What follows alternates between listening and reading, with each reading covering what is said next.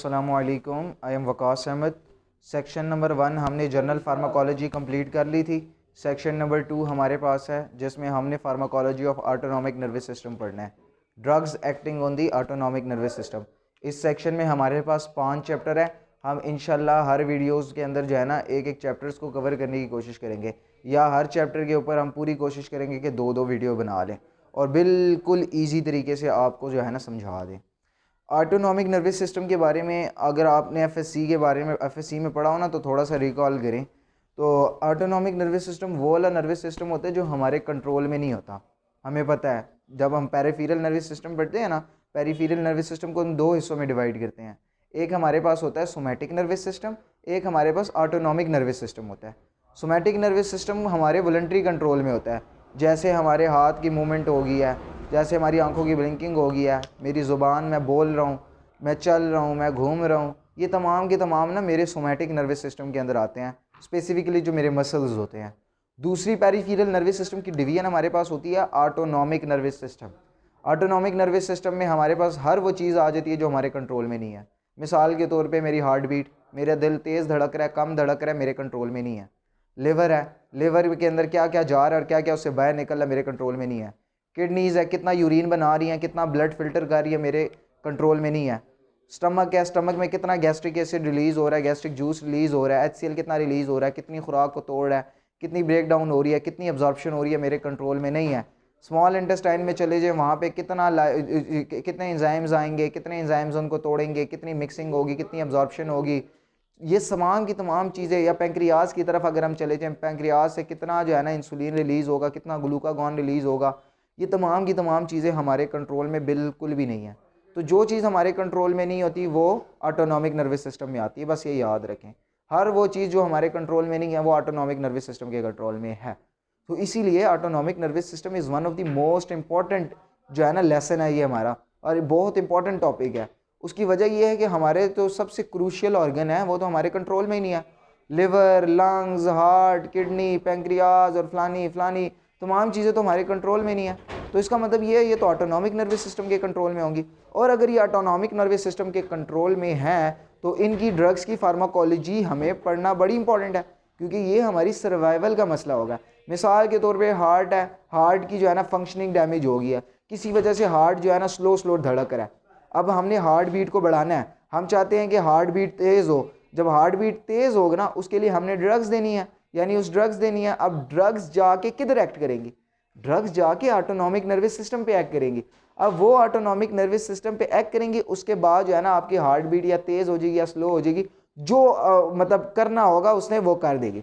इसी तरह लिवर की अगर कोई प्रॉब्लम्स हो जाती हैं, किडनीज़ की कोई प्रॉब्लम्स होती हैं, या कोई और एक्सेट्रा प्रॉब्लम्स होती हैं, तो मेजर जो हमारे पास जो ड्रग्स होती है ना वो जाके ऑटोनॉमिक नर्वस सिस्टम के साथ डील आउट करती हैं। तो इसीलिए हमें आज जो पहला लेक्चर है इसमें ऑटोनॉमिक नर्वस सिस्टम के बारे में पढ़ना है कि यार ऑटोनॉमिक नर्वस सिस्टम असल में होता क्या है। जब हमें ऑटोनॉमिक नर्वस सिस्टम के बारे में पता लग जाएगा ना तो उसके बाद हम एक एक हमें कनेक्शंस का भी पता लग जाएगा कि यार ये ऑटोनॉमिक नर्वस सिस्टम की ये हार्ट के साथ कनेक्शन हो रहा है, ये किडनी के साथ हो रहा है, ये लिवर के साथ हो रहा है।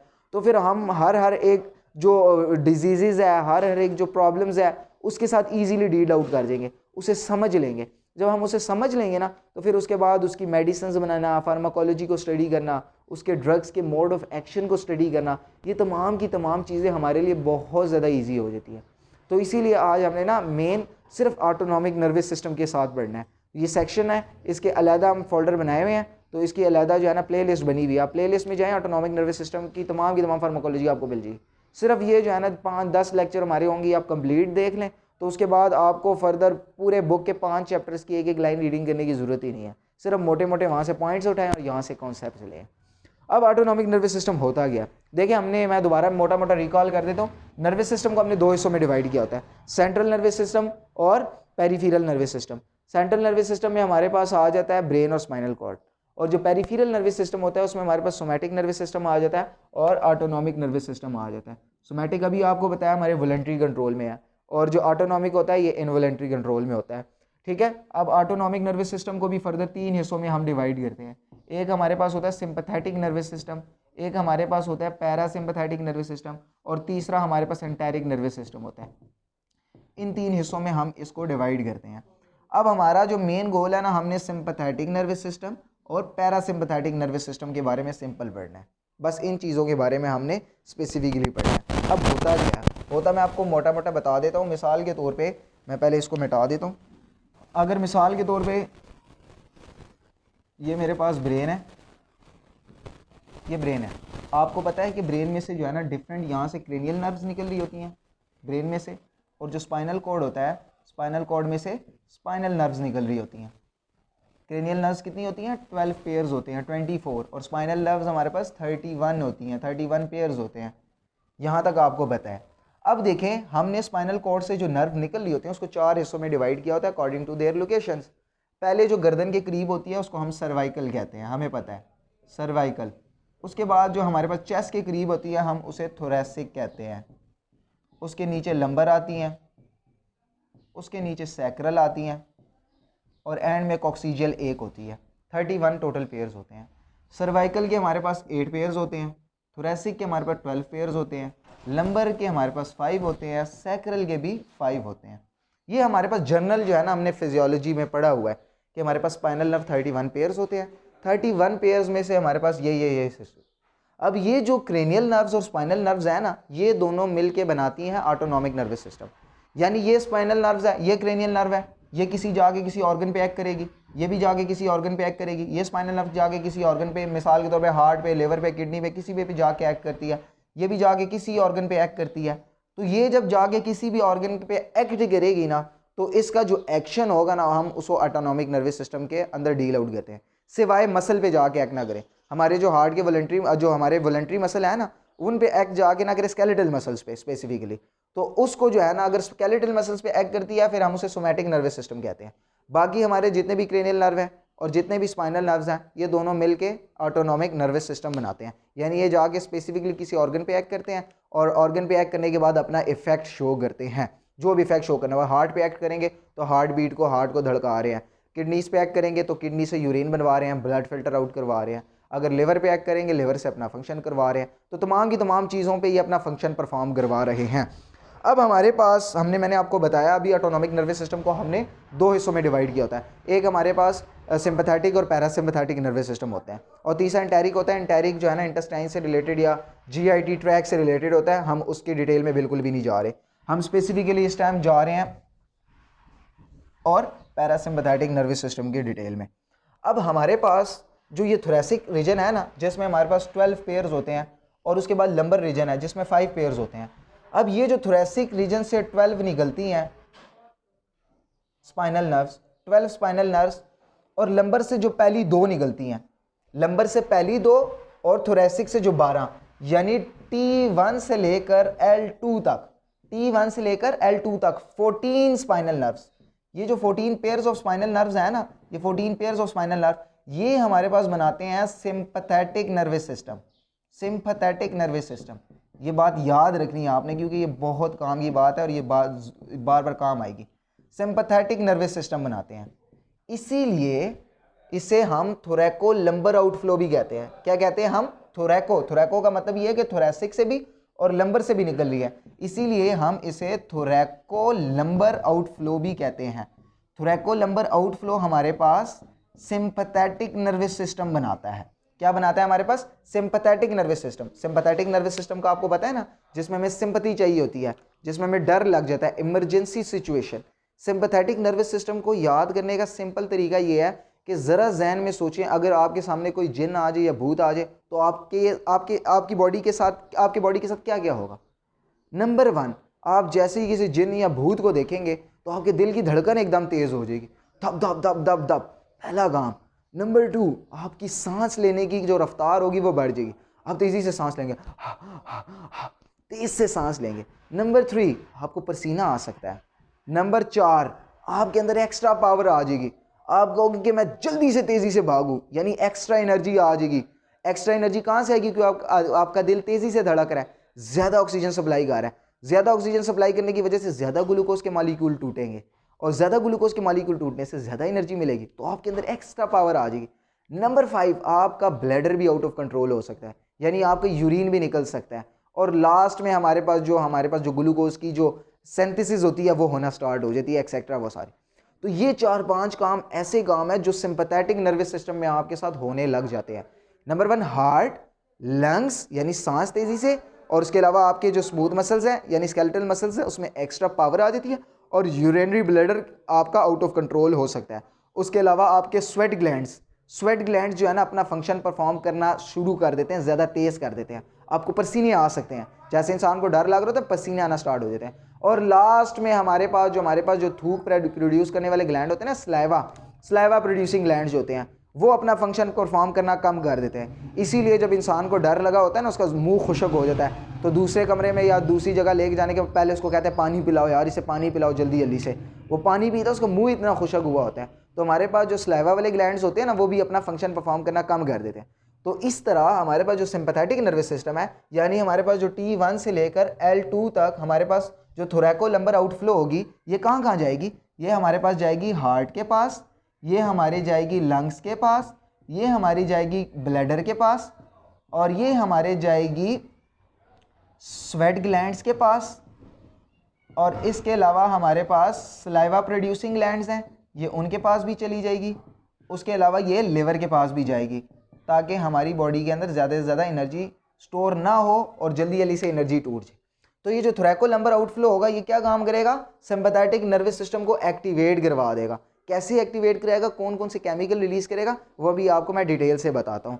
तो हमारे पास सिंपैथेटिक नर्वस सिस्टम का मैंने आपको बताया कि सिंपैथेटिक नर्वस सिस्टम की नर्व्स कहाँ से निकलती हैं?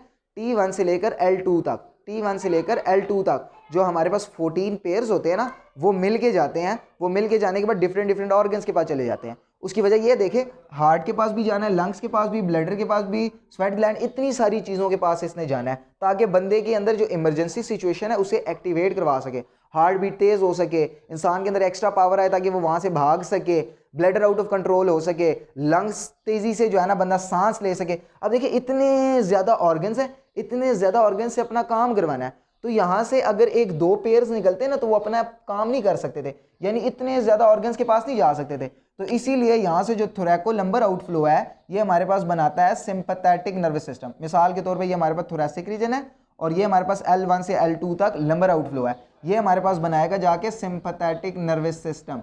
Sympathetic nervous system, sympathetic nervous system वो वाला नर्वस सिस्टम है जिसमें हमें सिंपैथी चाहिए होती है, यानी दूसरों की मदद चाहिए होती है, इमरजेंसी सिचुएशन, वो जाके इन तमाम के तमाम ऑर्गन्स से अपना अपना फंक्शन परफॉर्म करवाएगी। यह सिंपैथेटिक नर्वस सिस्टम है। सिंपैथेटिक नर्वस सिस्टम की आउटफ्लो कहाँ से आ रही है? थोरैकोलंबर रीजन से। अब हमारे पास आया पैरासिम्पैथेटिक नर्वस सिस्टम, जो हमारे नॉर्मल कंट्रोल में है, यानी हम जो नॉर्मल खा रहे हैं, पी रहे हैं, जी रहे हैं, हंस रहे हैं, खुश हैं, खाना खाते हैं, लेटते हैं, सोते हैं, जागते हैं, जितने भी हमारे एक्टिविटीज़ हैं वो तमाम के तमाम पैरासिम्पैथेटिक नर्वस सिस्टम के कंट्रोल में है। अब वो जो पैरासिम्पैथेटिक नर्वस सिस्टम की जो नर्व्स निकलती हैं ना, वो क्रेनियल नर्व्स होती हैं, और उसके अलावा हमारे पास ये सैक्रल नर्व्स होती हैं। सैक्रल नर्व्स, जो क्रेनियल नर्व्स और सैक्रल नर्व्स, ये दोनों जाके हमारे ऑर्गन्स के साथ बाइंड होती हैं, जैसे हार्ट के साथ होगी, किडनी के साथ होगी, लिवर के साथ होगी। ये जो गोल गोल डब्बे हैं ना, मिसाल के तौर पर कोई भी ऑर्गन है, किसी भी ऑर्गन के साथ ये जाके बाइंड हो जाती है और अपना नॉर्मल फंक्शन परफॉर्म करती है। हार्ट के साथ बाइंड होगी तो हार्ट बीट जो 1 मिनट में 72 टाइम्स धड़कती है, उसी तरह धड़कती रहेगी। लिवर के साथ जाके बाइंड करेंगे तो लिवर नॉर्मली जो फंक्शन परफॉर्म कर रहा है वो फंक्शन परफॉर्म करता रहेगा। किडनीज के साथ करेगी तो किडनी जो अपनी नॉर्मल फंक्शन परफॉर्म कर रही है वो करती रहेगी। तो ये जो पैरासिम्पैथेटिक नर्वस सिस्टम है, इसकी आउटफ्लो निकलती है क्रेनियल नर्व से। स्पेसिफिकली हमारे पास 4 क्रेनियल नर्व्स होती हैं। हमारे पास होती हैं 3, 7, 9 और 10। 3, 7, 9 और 10, इसके चक्कर में ना पड़े, सिर्फ क्रेनियल नर्व्स निकलती हैं और हमारे पास जो सैक्रल रीजन से निकलती है। इसीलिए हम इसे क्रेनियोसैक्रल आउटफ्लो भी कहते हैं। क्या कहते हैं हम इसे? क्रेनियोसैक्रल आउटफ्लो। क्रेनियोसैक्रल आउटफ्लो, क्रेनियोसैक्रल आउटफ्लो क्यों कहते हैं? क्योंकि इसमें क्रेनियल नर्व्स हैं और सैक्रल नर्व्स हैं, ये दोनों मिलके हमारे पैरासिम्पैथेटिक नर्वस सिस्टम को एक्टिवेट कर रहे हैं। यहाँ तक उम्मीद है आपको समझ आ चुकी होगी। अगर यहाँ तक समझ आ गई है ना, अब मैं आपको इनकी नर्व स्टिमुलेशन बताता हूँ।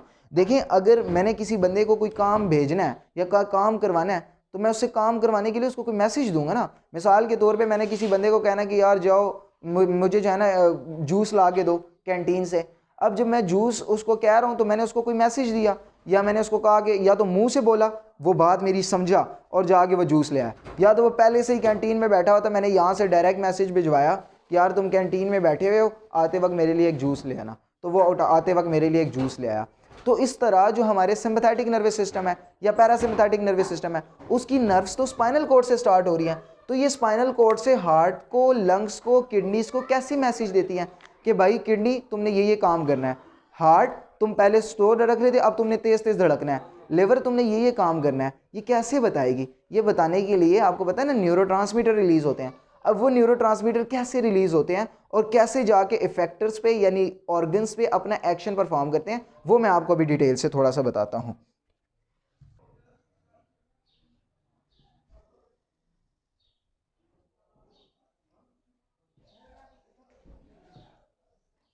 मिसाल के तौर पे हमारे पास ये ब्रेन था और ये मेरे पास है स्पाइनल कॉर्ड। इस स्पाइनल कॉर्ड से 3 नर्व्स निकल रही हैं। ये ब्रेन था, ये स्पाइनल कॉर्ड था। आपने हमेशा याद रखना है जो हमारा पैरासिम्पैथेटिक नर्वस सिस्टम होता है ना, उसमें न्यूरोट्रांसमीटर हमारे पास एसिटाइल कोलिन होता है, एसिटाइल कोलिन। ये याद रखना है, ये सिंपल चीज़ है, मैं आपको अभी बता रहा हूँ। हमारे पास सिंपैथेटिक नर्वस सिस्टम है और पैरासिम्पैथेटिक नर्वस सिस्टम है। पैरा जो नॉर्मली एक्ट करता है, इसमें हमारे पास एसिटाइल कोलिन होता है नॉर्मली, न्यूरोट्रांसमीटर एसिटाइल कोलिन, और इसमें हमारे पास एपिनेफ्रीन या नॉर एपिनेफ्रीन, ये दो हमारे पास सिंपैथेटिक नर्वस सिस्टम में। आपको पता है ना, एपिनेफ्रीन और नॉर एपिनेफ्रीन को हम इमरजेंसी हार्मोन भी कहते हैं। तो इन दोनों में हमारे पास ये काम आते हैं। अब देखिए हमारे पास ये स्पाइनल कॉर्ड था, स्पाइनल कॉर्ड से कोई भी नर्व निकल रही थी, किसी भी रीजन से निकल रही है, हमें नहीं पता। हमने क्या काम किया, आप देखें एक जो ये वाली नर्व है ना, ये डायरेक्ट स्पाइनल कॉर्ड से निकली और स्पाइनल कॉर्ड से निकलने के बाद किसी भी ऑर्गन के पास आ गई। मिसाल के तौर पे ये आ गई हमारे पास स्केलेटल मसल्स के पास, स्केलेटल मसल्स के पास आ गई है। अब जब ये स्केलेटल मसल्स के पास आई है ना, तो ये डायरेक्ट स्पाइनल कॉर्ड से स्टार्ट हुई और डायरेक्ट आके स्केलेटल मसल्स पे ख़त्म होगी। यानी यहाँ स्पाइनल कॉर्ड से निकली और मेरे हाथ पे आके ख़त्म होगी, या मेरी टांग पे, मेरे अंगूठे पे, कहीं पे भी जाके जो मेरा स्केलेटल मसल्स है जो मेरे वॉलंटरी कंट्रोल में है, वहाँ पे आके ख़त्म होगी, बीच में कहीं भी नहीं रुकी।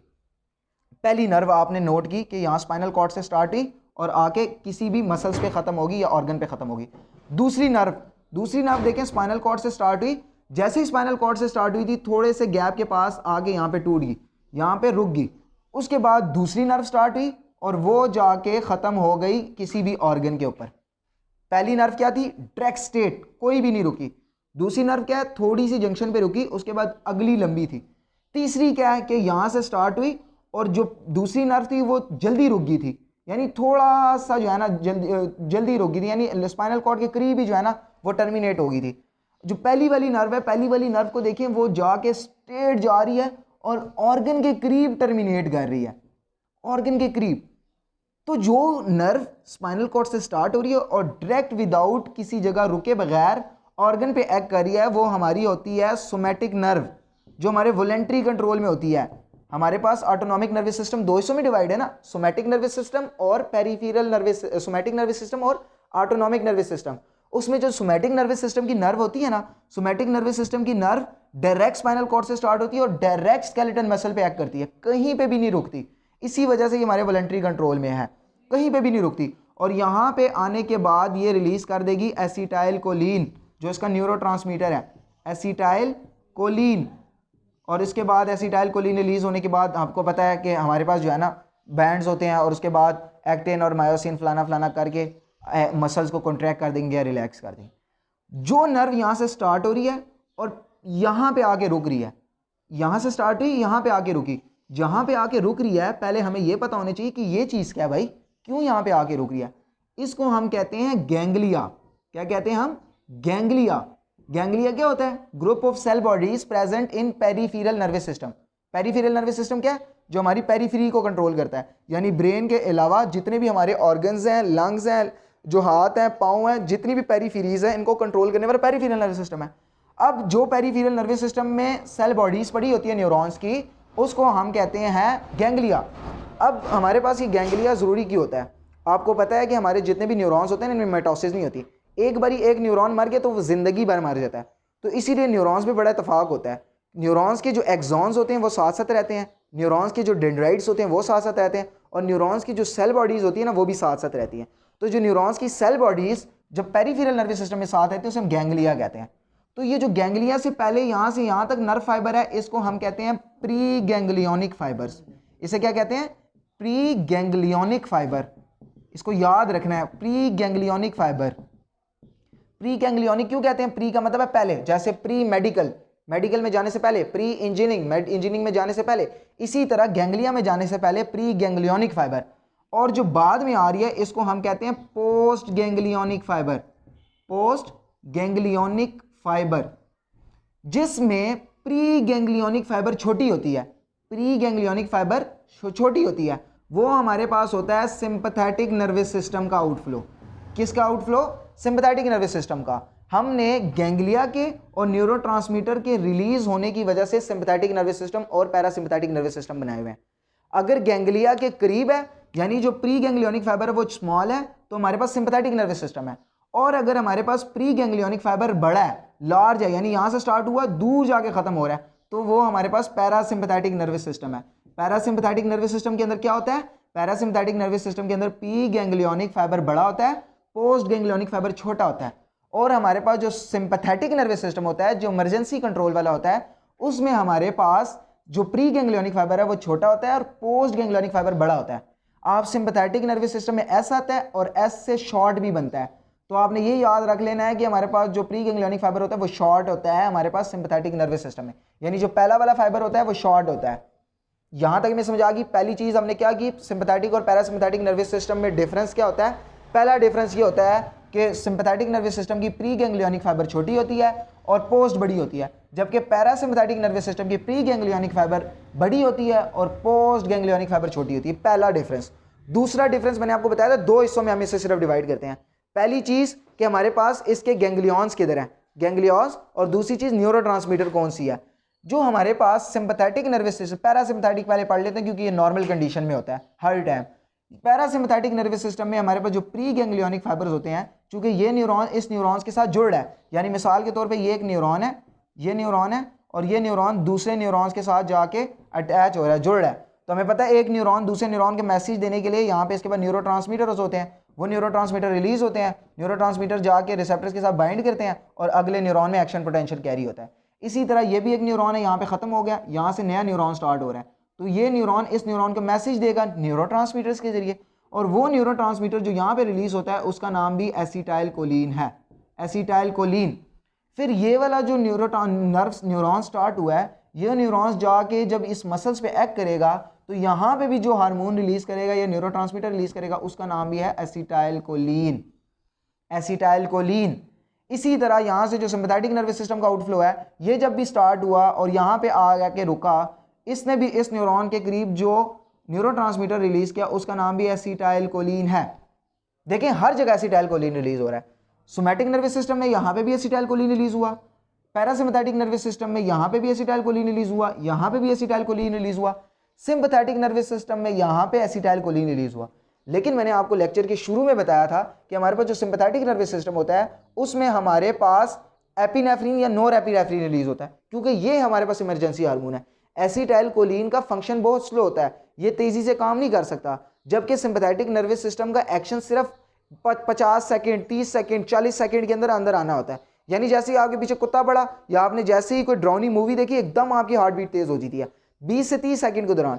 तो एसिटाइलकोलिन इतनी जल्दी ये काम नहीं कर सकता, इसीलिए हमें इमरजेंसी हार्मोन की जरूरत होती है। और यहाँ पे जो इमरजेंसी हार्मोन रिलीज होता है उसका नाम है एपिनेफ्रीन या नोरेपिनेफ्रीन। एपिनेफ्रीन चूंकि इमरजेंसी हार्मोन है, नोरेपिनेफ्रीन उसके एक्शन को दोबारा रीगेन करता है। तो एपिनेफ्रीन यहाँ पे रिलीज होता है और एपिनेफ्रीन रिलीज होने के बाद अपना एक्शन परफॉर्म करना है, जो एक्शन परफॉर्म करना है। यानी मिसाल के तौर पे हमें एपिनेफ्रीन क्या एक्शन परफॉर्म करेगा, हार्ट के पास जाएगा, हार्ट की हार्ट बीट तेज करवा देगा, लंग्स के पास जाएगा, लंग के फंक्शन को जो हमारे पास जो ग्लूकोजेनेसिस है वो करवाना स्टार्ट कर देगा, स्वीट ग्लैंड्स के पास जाएगा, स्वीट ग्लैंड से पसीना बहाना स्टार्ट कर देगा, यूरिनरी ब्लैडर के पास जाएगा, उसको आउट ऑफ कंट्रोल कर देगा। तो ये तमाम के तमाम काम एपिनेफ्रीन करेगा। एपिनेफ्रीन फौरन जाके अपने अपने एक्शन परफॉर्म करना स्टार्ट कर देगा। तो हमारे पास ये थी ऑटोनॉमिक नर्वस सिस्टम से रिलेटेड फुल डिटेल कि किस तरह जो है ना सिंपैथेटिक नर्वस सिस्टम को हमने डिवाइड किया हुआ है और पैरासिम्पैथेटिक नर्वस सिस्टम को किस तरह हमने डिवाइड किया है। अब इससे रिलेटेड हमारे आगे हमने फर्दर 5 चैप्टर पढ़ने हैं। पहले चैप्टर में क्या होगा कि पहले चैप्टर में ये होगा कि मिसाल के तौर पे जो एसिटाइलकोलिन है, अगर ये निकलना कम हो जाए, ये निकलना कम हो जाए, ये एसिटाइलकोलिन होता है ना, ये जाके किसी रिसेप्टर के साथ बाइंड करता है जिसे हम कोलिनर्जिक रिसेप्टर कहते हैं, और ये जो एपिनेफ्रीन जिस रिसेप्टर के साथ बाइंड करता है ना उसे हम एड्रीनर्जिक रिसेप्टर्स कहते हैं। कोलिनर्जिक रिसेप्टर्स और एड्रीनर्जिक। कोलिनर्जिक क्यों? क्योंकि एसिटाइल कोलिन, कोलिन से कोलिनर्जिक, और एड्रीनालीन से एड्रीनर्जिक रिसेप्टर्स। अब होता कुछ ऐसा है कि कभी कभी जो है ना ये एसिटाइल कोलिन कम बनता है और कोलिनर्जिक रिसेप्टर से बाइंड नहीं करता, तो उससे क्या क्या प्रॉब्लम्स होंगी वो हमने एक चैप्टर में पढ़नी है। तो अगर ये ज़्यादा बन जाए उससे क्या क्या प्रॉब्लम्स होती हैं वो हमने दूसरे चैप्टर में पढ़ना है। ये हमारे पास एसिटाइल कोलिन से रिलेटेड है जो पैरासिम्पैथेटिक नर्वस सिस्टम है।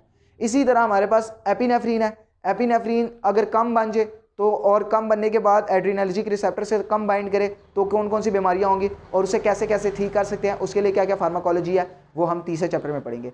चौथे चैप्टर में अगर ये एड्रीनर्जिक रिसेप्टर ज़्यादा एक्टिवेट हो जाए, यानी ज़्यादा एड्रीनालिन रिलीज हो जाए और ज़्यादा इमरजेंसी सिचुएशन क्रिएट करना स्टार्ट कर दे, तो उस टाइम हम कैसे इसको कम करेंगे, पांचवें चैप्टर में हमने ये पढ़ना है। पहला चैप्टर हमारा जनरल फार्माकोलॉजी का हो गया जिसमें हमने ऑटोनॉमिक नर्वस सिस्टम का ओवरव्यू दिया, और बाकी एक में हम अगर एड्रीनालिन ज़्यादा हो जाए तो क्या होगा, कम हो जाए तो क्या होगा, दो चैप्टर ये हो गए। और कोलिनर्जी एसिटाइल कोलिन कम हो जाए या ज़्यादा हो जाए उसमें क्या होगा, दो चैप्टर ये हो गए। तो ये 5 चैप्टर रहे हमने ये ऑटोनॉमिक नर्वस सिस्टम की फार्माकोलॉजी में फुल डिटेल से पढ़नी है। तो उम्मीद है आपको ये वीडियो हमारी पसंद आई होगी। अगर आपको वीडियो पसंद आई है तो लाइक करें, कमेंट्स करें और हमें बताएं कि हम फर्दर कैसे इंप्रूवमेंट लेके आ सकते हैं।